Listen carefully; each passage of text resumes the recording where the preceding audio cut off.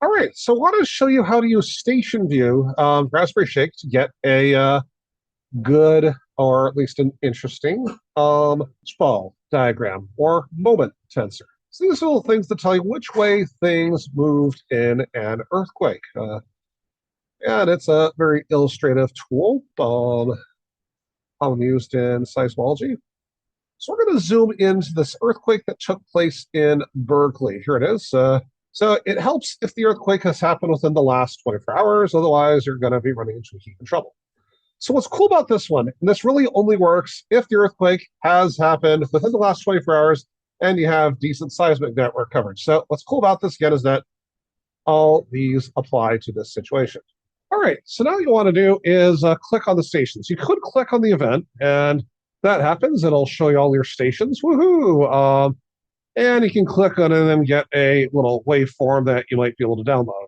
This looks great until you decide to try to zoom in. It's not very friendly for that. So what I recommend doing instead, it's a more circuitous route, but you'll get better data this way. And let's go back to this Marin County station here. Yeah, this one's a good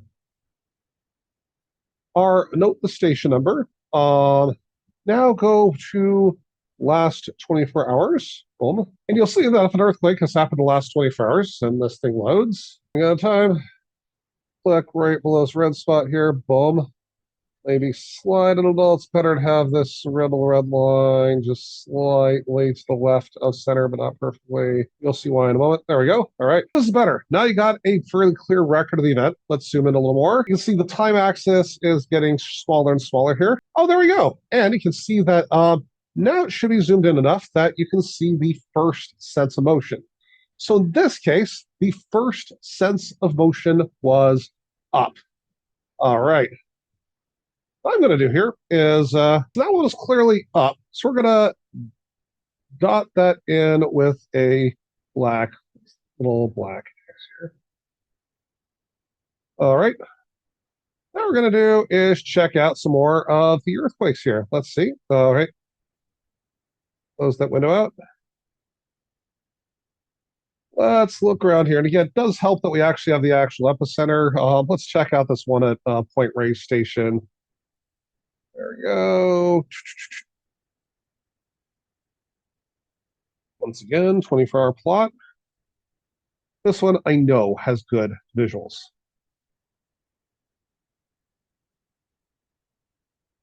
Very clean. This also has to be a very great location to do seismology as you're pretty much standing directly atop the San Andreas Fault right here, but see I'm doing some little adjustments here, but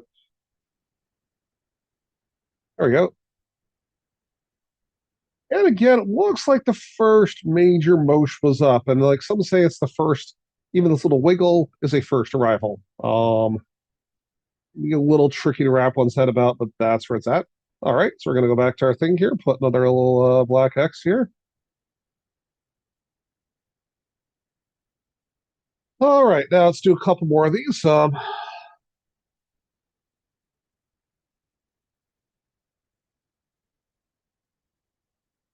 Let's look at this one up in Santa Rosa. This will be a little tricky one, I'm guessing, just because it's since you know anything about the Hayward Fault becomes the Rogers Creek Fault.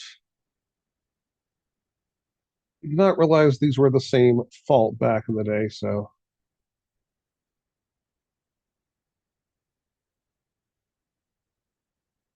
So if my model for how this is working is correct, this one's gonna be a little messy, but that's all right. No, the first arrival is up. All right.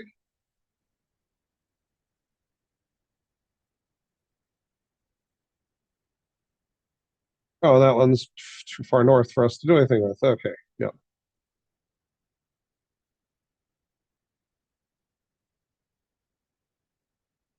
Let's take a look at one out here. I'll try out the Sacramento station. We might not get much here. It's a bit far for what we're trying to do, given the nature of everything, but we'll try it out.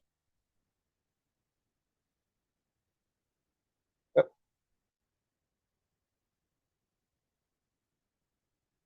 Looking good.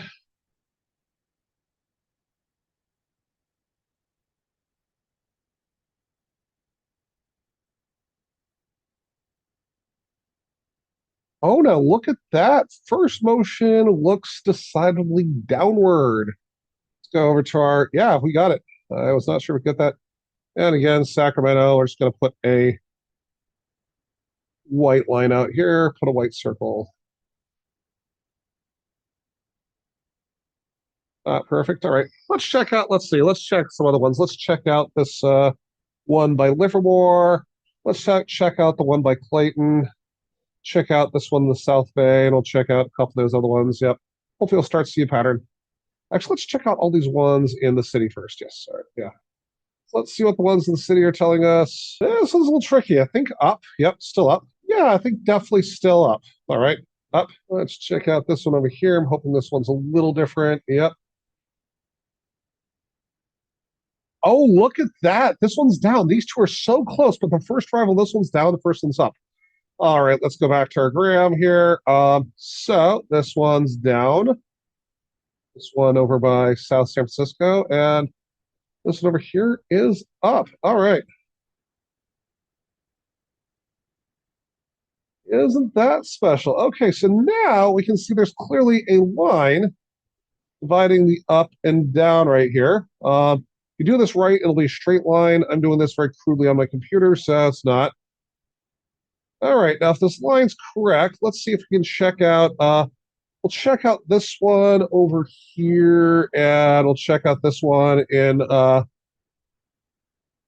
Check out this one in Lafayette. We'll check out this one in Clayton next. All right, going into Lafayette. This is the site of the Lafayette Reservoir.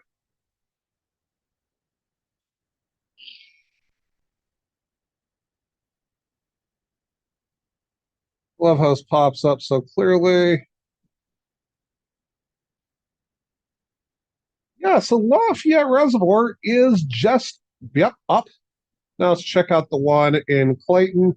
And full disclosure, yes, I have some rough idea how this is going to turn out. So, yep.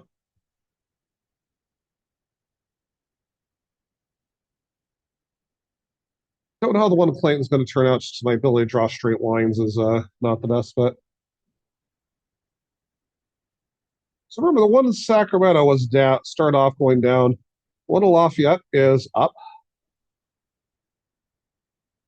Oh, and yes, this one, the first arrival is up.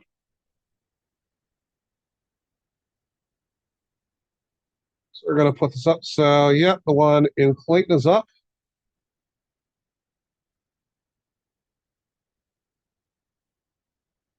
One in Lafayette is up.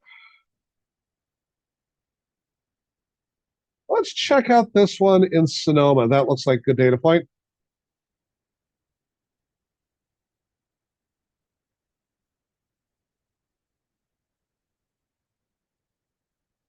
Looks like a good data point. Yeah.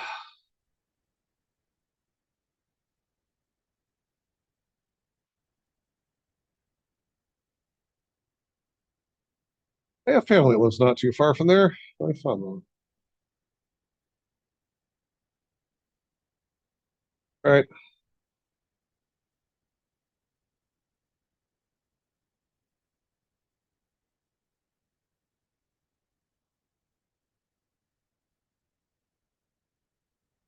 All right. Let's zoom her in.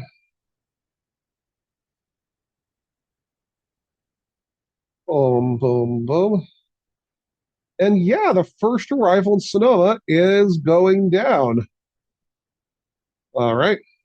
So you can kind of see there's also an interesting little dividing line between here and here. Um, let's get one or two, let's get the station by let's get this station between Castro Valley and Dublin. And let's get this one in Foster City. And maybe this one in Milpitas. All right.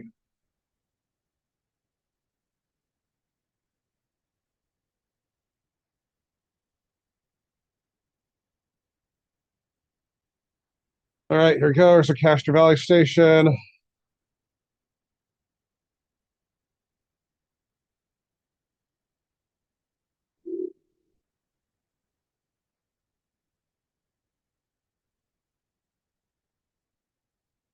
Castro Valley is up. Yep, not surprising there.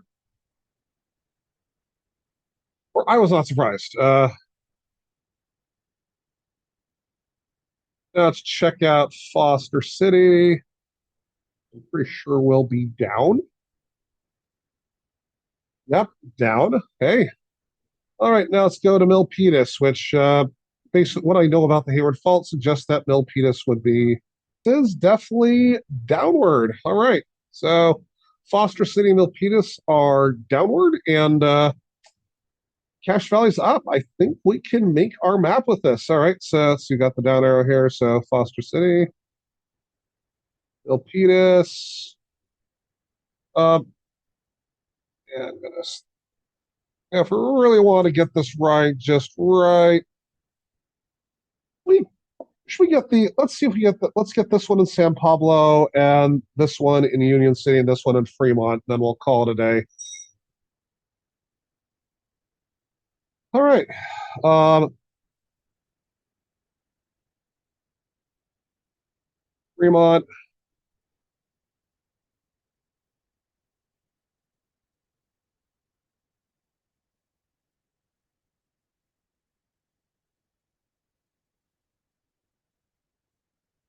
Fremont is down. All right.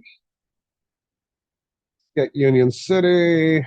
Union City's down. Yep. Now let's get that one in San Pablo. Fremont's down. Union City's down. Okay. San Pablo is up. Okay. That is again not entirely surprising, but yeah. Back to our mapsicle, and here we are.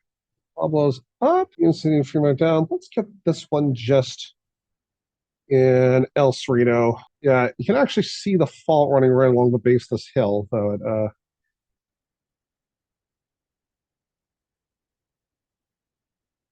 well, in fact, if you visit this area, you can generally spot the Hayward Fault. It's not subtle.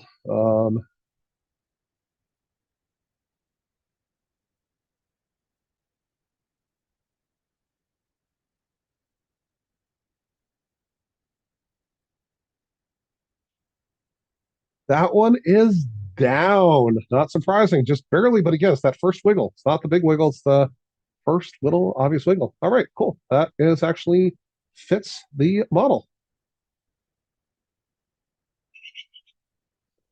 In fact, I'm going to guess both these are down. So now what I want to do here is draw a line to separate the ups and downs. So we have this beautiful line running right through here, roughly through here, and I'm going to draw this very crudely. It's not perfect, but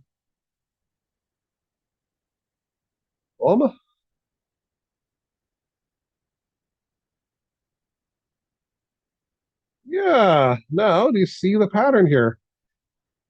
So now we're going to color in all this area that is what, and you don't have to do a great skills of artist thing here. Boom.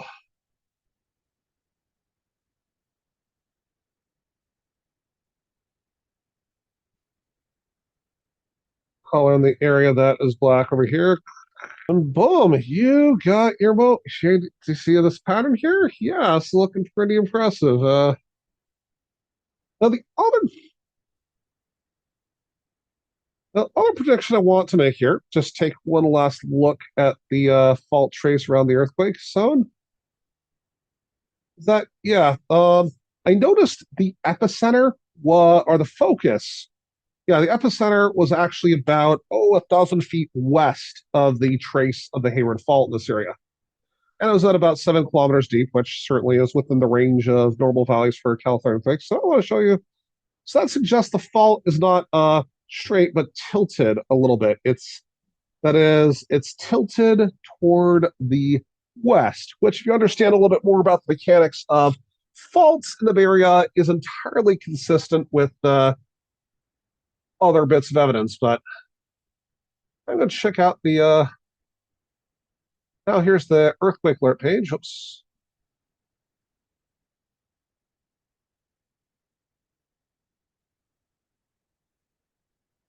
There it is. Here is the moment tensor.